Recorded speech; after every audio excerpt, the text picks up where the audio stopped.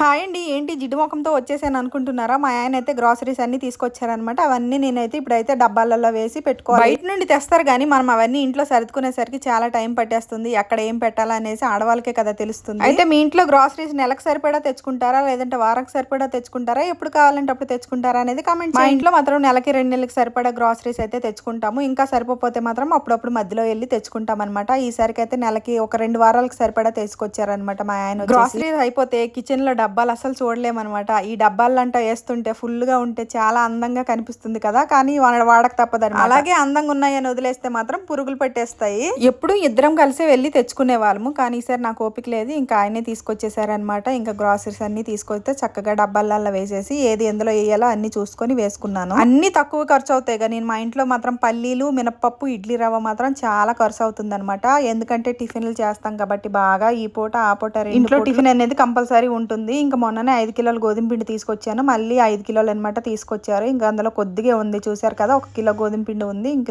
2 డబ్బాలలో వంపేసాను. అన్ని డబ్బాలలో వేసేసి ఎక్కడక్కడ పెట్టేసరికి నాకు గంటన్నర టైం పట్టేసింది. ఇంకా కిలో డబ్బాలు అంట వేయిగా ఇంకా కొన్ని మిగిలిపోయేవి అనమాట. అవన్నీ ఒక డబ్బాలో పెట్టుకున్నాను అనమాట. తీయగానే దొరుకుతాయి అనమాట. నేను ఫస్ట్ అయితే ఈ డబ్బాలో పెట్టేసాను కవర్లతో. అవైతే ముందు ఆ డబ్బాలు ఖాళీ అయిపోయిన తర్వాత అప్పుడు వచ్చేసి నేను డబ్బాలలో వేసుకున్నాను కదా, అవైతే వాడుకుంటాను అనమాట. ఎక్కడవక్కడే ఉన్నాయి, నీట్ గా అన్నంతా సర్దుకోవాలి. తర్వాత లైక్ చేయండి, సబ్స్క్రైబ్ చేసుకోండి అబ్బా. Bye bye.